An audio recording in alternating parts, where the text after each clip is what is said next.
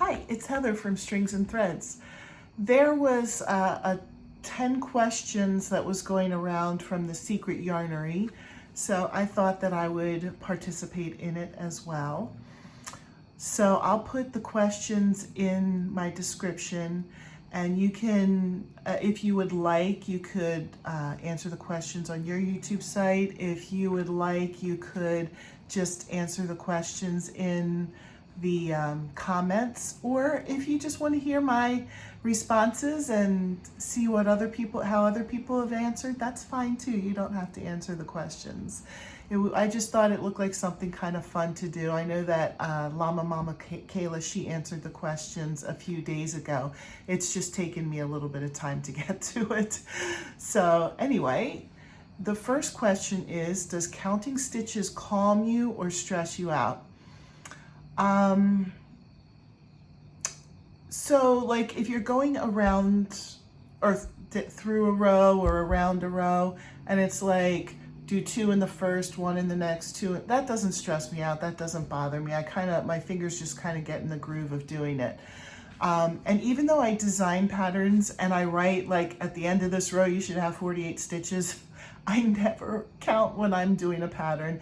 I'm like, well, you know, if it says you should have 200 stitches, I'm like, hopefully that's 200 stitches. If not, too bad. I kind of fudge it a little bit. It's just, that stresses me out to try and, especially if it's a high number, like the mandala blanket I'm working on, you know, forget it. If I don't have the right number of stitches, it's close enough. So anyway, that's the way I feel about it.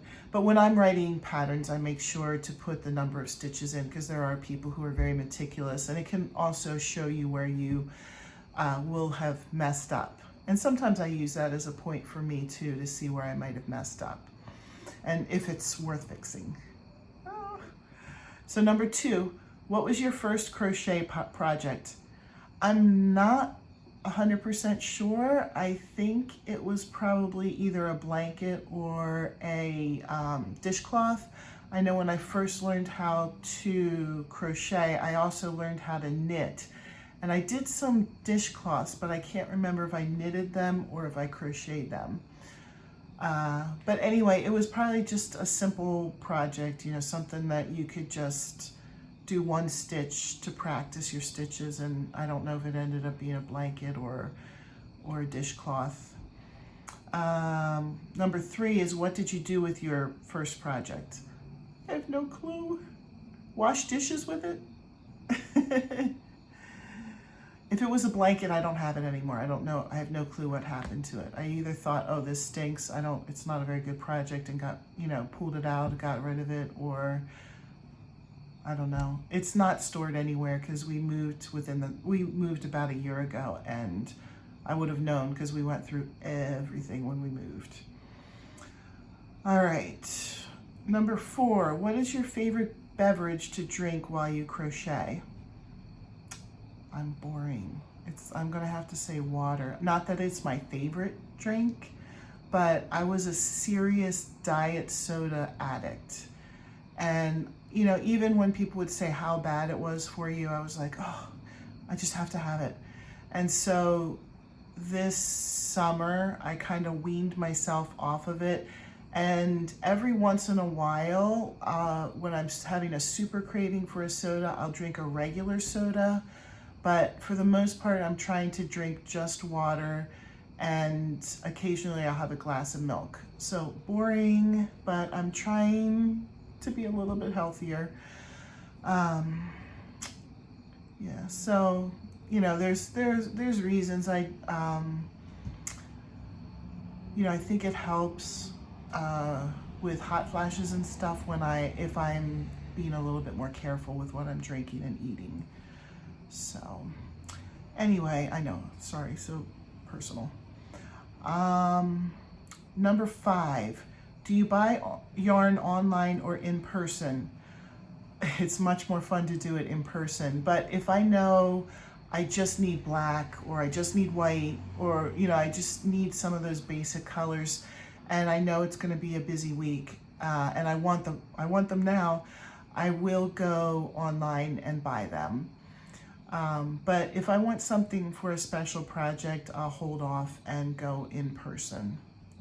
Definitely the more fun way to go. Definitely the more expensive and dangerous way to go too, because all of a sudden it's like, ooh, look at that, look at that. All right, let's see. Is there a stitch you dread doing? Not really. Sometimes if there's like some kind of, okay, I shouldn't say that. I thought of something right now as I said that. I really don't like doing popcorn stitches. I did a project, and I will pop it in here in a minute. When I was pregnant with my first son, I did an alphabet blanket, and he still has it, and he loves it, and he still puts it on his bed. Oh my goodness, that was probably the worst project I ever did, and I could not wait for it to be over. And I tried, like, I bet you I worked months on it.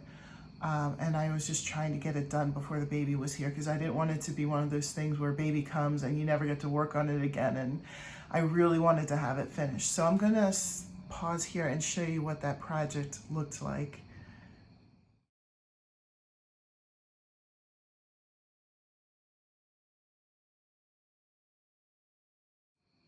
As you can see, there were a lot of popcorn stitches in it, and I hated it. My my crochet hook kept getting stuck in the yarn, and oh, it was so frustrating. Okay, so there is a stitch I don't like, the popcorn stitch.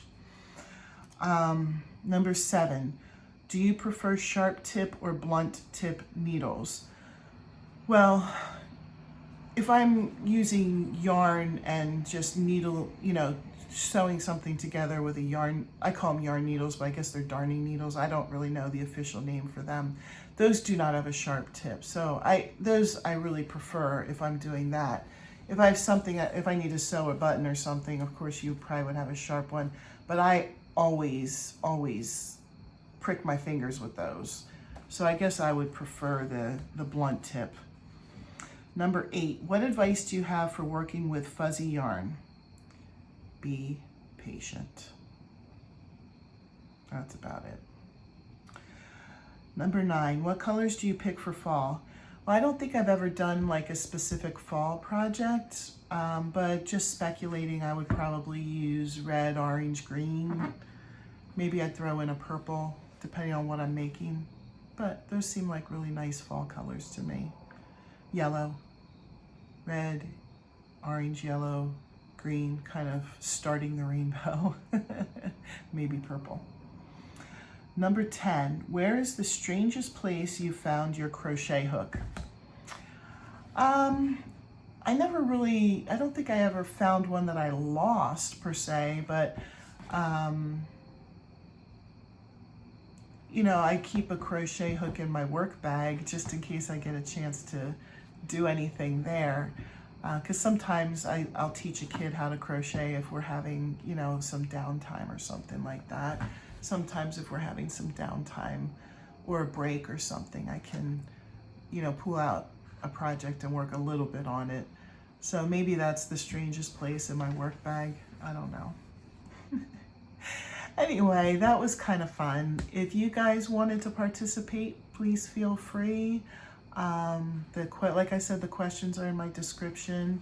If you want to, put in the comments your answers, if you want to do a video with your answers, or if, you just wanted to hear what other people were answering, that's perfectly fine too. So have a good night.